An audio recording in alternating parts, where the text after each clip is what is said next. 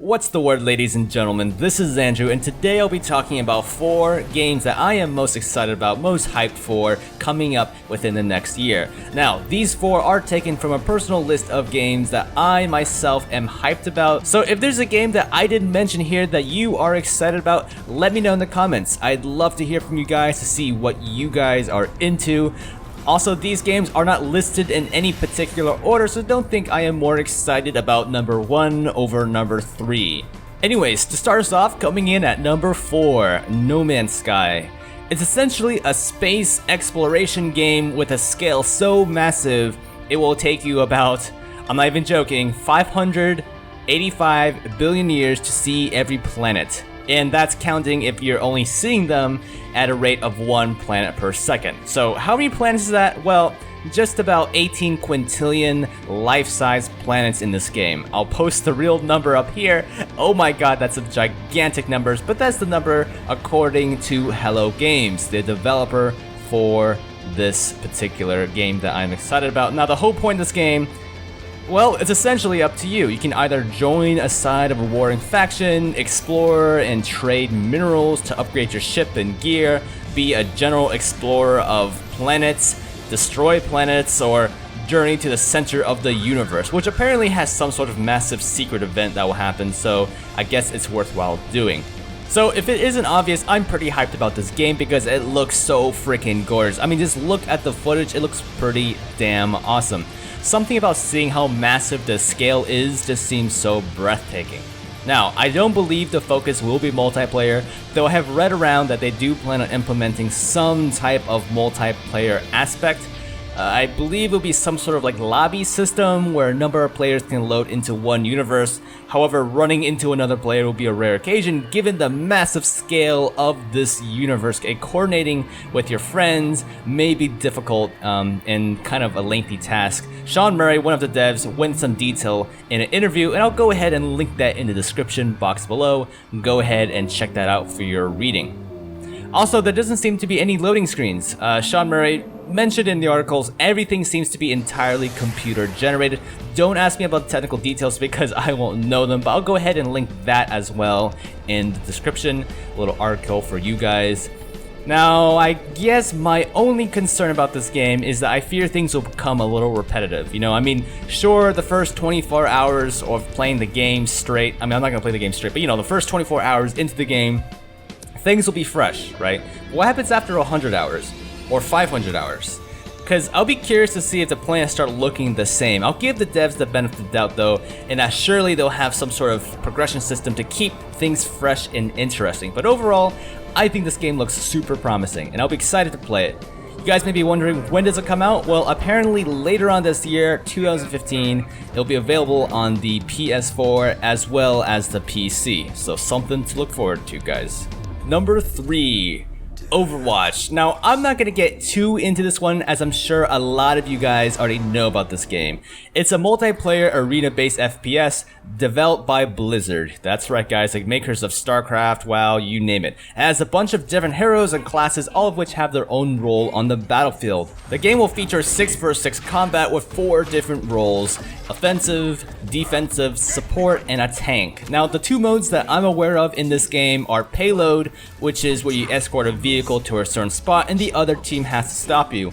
And for my Dirty Bomb subscribers, that would be sort of like the map on Chapel or Bridge where you have to escort the EV to a certain point. Now, there's also point capture, where one team has to capture all the points on a map and the defending team has to stop them. Now, that is pretty straightforward, just your typical objective, you know, point-based game. So, what's the plot? Well, Overwatch is based on a super futuristic world that was once terrorized by omnic robots who threatened humanity. Now, Overwatch was a task force put together to end the crisis and remained the peacekeeping force until something went down. Something happened, something hit the fan. The end result is that they get disbanded. Now, I'm assuming you'll play as the ex-agents of Overwatch, some good, some bad, and the gameplay here just looks super promising and epic. I guess the thing you guys are most curious about is the release date. Well, apparently there's a placeholder that has been put into Battle.net, the Battle.net launcher for Overwatch, but it isn't scheduled to be released for for beta until later this year in the fall, and it will be available for the PC. So keep your eyes and ears open, guys. This one looks pretty friggin' awesome. Alrighty, so for number 2, Battleborn. Now this game is another cartoony looking shooter developed by the same guys who did the Borderlands games. That's right guys, Gearbox Software and their publisher 2K Games. Now as a Dota player, I am particularly interested in this game because they've been marketing it as a MOBA inspired shooter. You have 25 unique playable characters, though I would assume they would release more, and you also have a single player co-op campaign mode, sort of like Borderlands. But the most interesting part is that they have a competitive 5 vs 5 mode. Well, I should say modes because there's actually 3 that I know of. Incursion, which sounds like most like a MOBA. You know, you have your own base, you defend against waves of AI with your own AI and try to push up and destroy the enemy base. But then you also have Devastation, which is essentially like capturing objectives, your standard point control mode. And then you have Meltdown, which is a sort of an interesting mode that I don't quite understand, but it has something to do with protecting your minions, marching to the center of a map, and a giant incinerator. Yeah, I'm not exactly sure what this all means, but I'll be excited to see how it plays out. Another interesting thing is that there's a leveling system that is rather complicated in this game. You have the Helix progression system, and then you also have like a character and command rank progression. Now, the Helix system is set up so that you can level up your character in the match to get small perks and augments to enhance your character in that match. Now, these reset after the game, so you won't be able to keep your bonuses after it ends. However, you also have character rank and command rank, which are on more global basis. Now I won't get into too much detail about this leveling up ranking system, but I'll go ahead and include a link to an article in the description that'll explain it a bit more. Battleborn comes out February 9th, 2016, available on the PC, Xbox One, and the PS4. Alright, so for number 1 we have Battlefront. So this game is another big one that everyone's talking about. I mean, it's Star Wars for Pete's sake. Everyone's gonna talk about whether or not they love it or hate it. It's being developed by DICE, published by EA, and I haven't played the older version of Battlefront, but from what I've read, it's going to be a complete reboot from these games. Just from the gameplay that is released currently, Battlefront looks very promising. I understand they took a lot of time with getting the Star Wars themed artwork, models, and sounds down, and from the footage that I'm seeing, it seems to have really paid off. It looks really good. As far as the gameplay goes, you can switch between first person and third person mode and play on the classic planets of the Star Wars universe such as Hoth, Tatooine, Endor. You cannot explore space as the battles are limited to the individual planets, but you do have 12 multiplayer maps to play upon launch. The multiplayer mode will support up to 40 players per map, and you will be on either the Rebel Alliance side or the Imperial Stormtroopers. You'll also be able to play iconic characters such as Darth Vader, Luke Skywalker, Boba Fett as sort of power-up characters during the matches. The game seems to be focused on multiplayer as there doesn't seem to be a campaign mode, though apparently there'll be smaller solo or co-op missions they can do in offline mode, which is nice if you're into that sort of thing.